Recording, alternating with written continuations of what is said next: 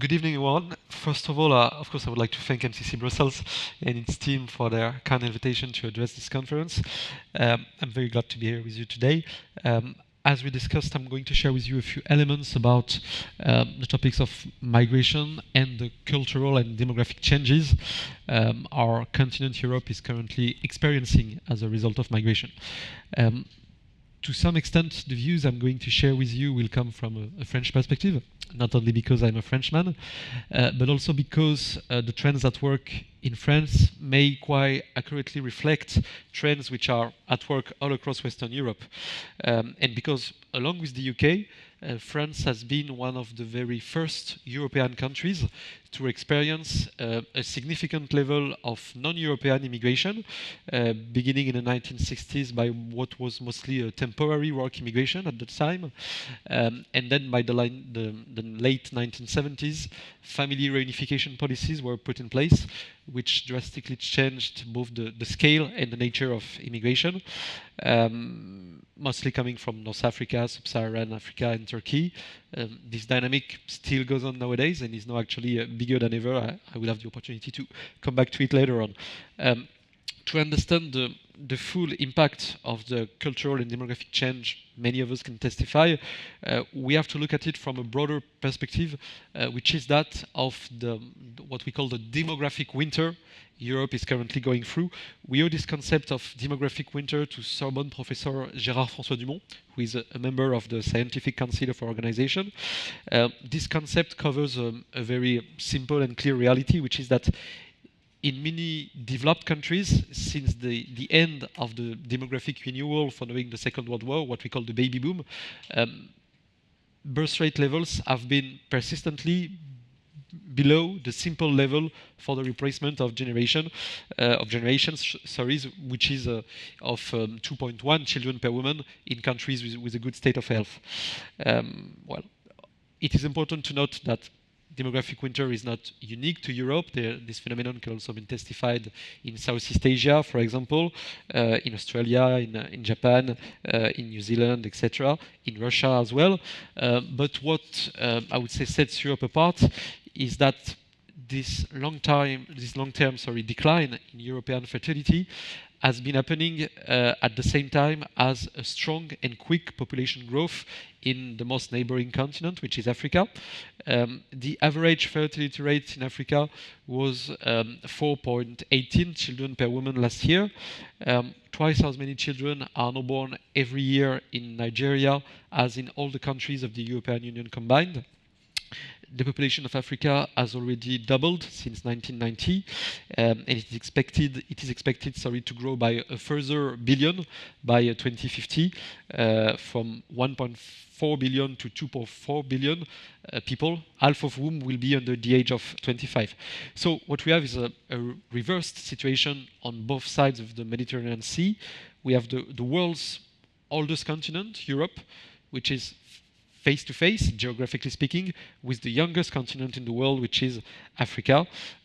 Today, 40% of the African population is under the age of 15, compared with only 16% of the European population, while almost 20% of the European population is over the age of 65, compared with less than 4% of the African population.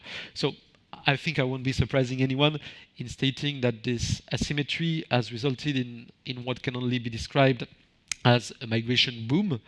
A comprehensive look at the major trends at work in the member states of the EU can be based on the solid databases of Eurostat, Eurostat, which is the statistical office of the European Commission. And analysis of this data reveals the migration shock our nations have been experiencing over the last decade. And this shows, I would say, how difficult it is to try to implement integration policies with numbers which are so significant. Just to share a few numbers, 8 million first applications for asylum have been registered in the EU between 2013 and 2023.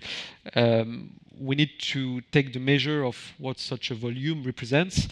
In demographic terms, this cumulative flows are equivalent to the admission by the EU of a new member state, which would be the 15th of the whole Union by the size of its population, just after Austria and before Bulgaria.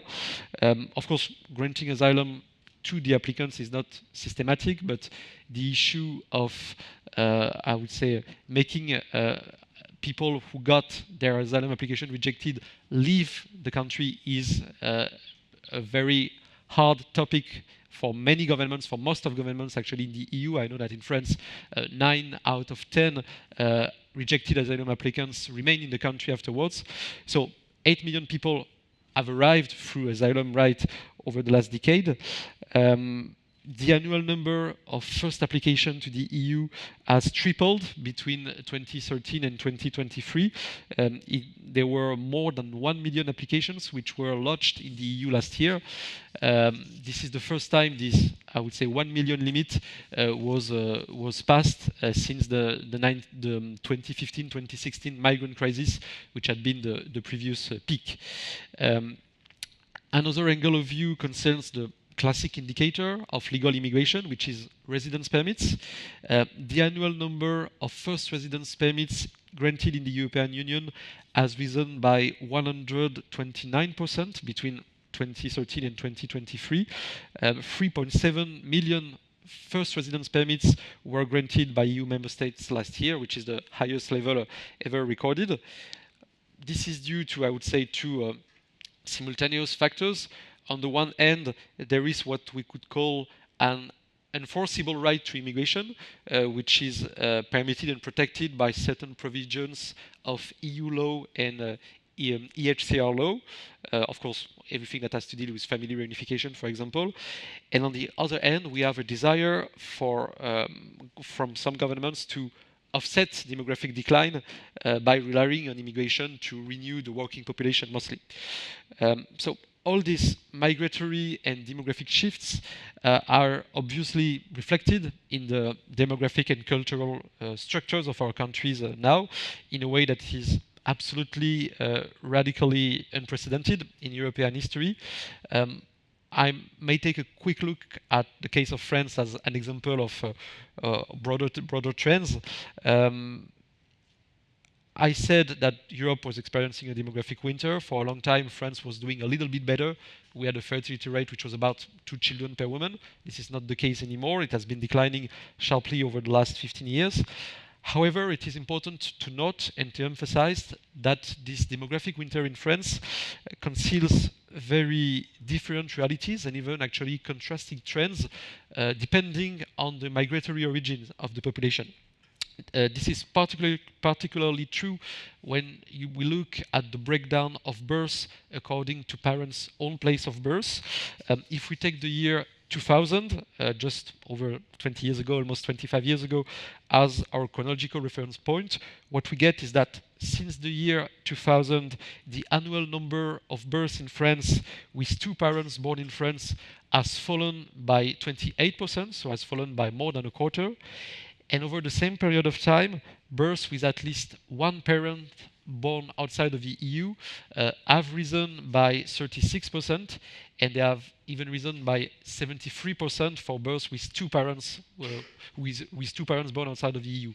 So what we get is really, I would say, a contradictory dynamics. We have a native population which is shrinking, especially in its births, while births from non-EU immigrants have been increased very significantly. So this is reflected in the distribution of births in France last year, 2023. 30% of all children born in France last year had at least 1 parent who was born outside of the European Union. So once you get an idea of this, I would say, basic demographic facts, you get a sense of how difficult it is to implement immigration policies which would be able to address a phenomena which is, I would say, so massive in numbers and so, I would say, contradictory to the native trends of the population. You know, the demographic winter on one end, demographic spring of the global south on the other end.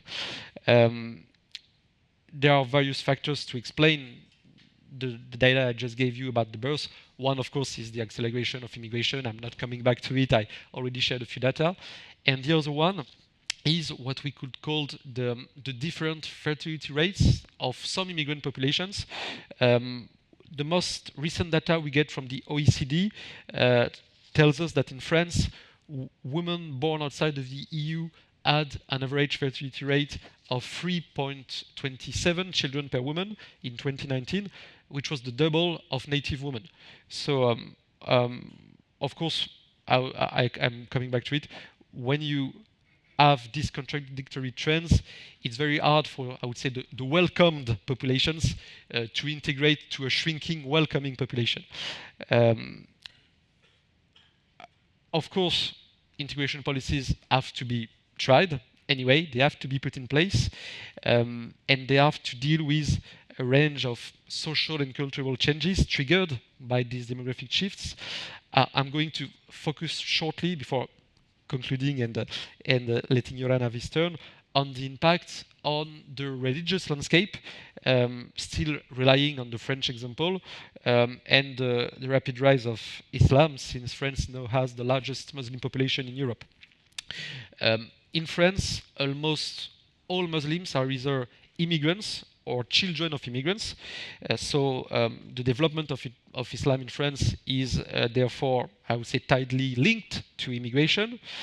The onset and acceleration of non-European immigration from the 1960s onwards can be approached by analyzing the proportion of newborn boys holding an Arabic/Muslim first name. It was almost equal to zero up until 1950 in France.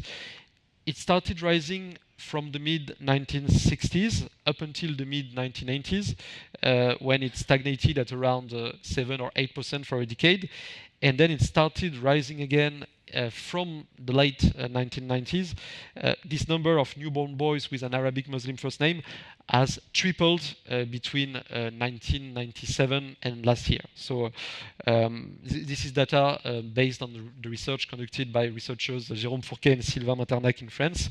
And what we have is that, according to the latest available data, we now have more than 20%, 21% of newborn boys in France who have an Arabic/Muslim first name. So I said how tightly linked Islam and immigration were in France. 44% of immigrants and 32% of the children of immigrants declare themselves to be Muslims in France, compared with barely 1% of French people with no immigrant parents. Of course, this percentage varies greatly according to the countries of origin. You got almost 90% of immigrants from Algeria, Morocco, or Tunisia, for example, which are very, I would say, frequent immigrant nationalities in France, who declare themselves to be Muslims. And there's still a majority of the children of these immigrants who declare themselves to be Muslims. So we can see that the secularization trend, which is going through all European societies, is not going through to the same extent and to the same pace, whether you look at native populations or whether you look at immigrant populations. So this migratory factor therefore plays a key role in the rapid growth of Islam, and there are three factors for it. Once again, the acceleration in immigration flows. Secondly, again, the differentiated birth rates. And thirdly, what we could call the greater transmission of religion within Muslim families, which can be testified in all the migratory origins concerned. I'm going to conclude here so that the discussion can continue. The idea of sharing with you this data was only, I would say, to set up a framework for our discussion. The issues of, I would say, cultural assimilation or multicultural policies, the issues of how to be able to, I would say, to maintain and pursue a national destiny, a national sense of belonging in the context of this unprecedentedly rapid change is obviously a serious question, a grave question. And this question, will only be able to be addressed, in my opinion, by first and foremost taking care of what's at the root cause of this question, that is to say, immigration itself, numbers themselves, and we won't be able to, I would say, to ease I would say the cultural unease many European societies are going through if we don't start by tackling immigration numbers. Thank you. Thank you very much, Nicolas. Thank you, Tony.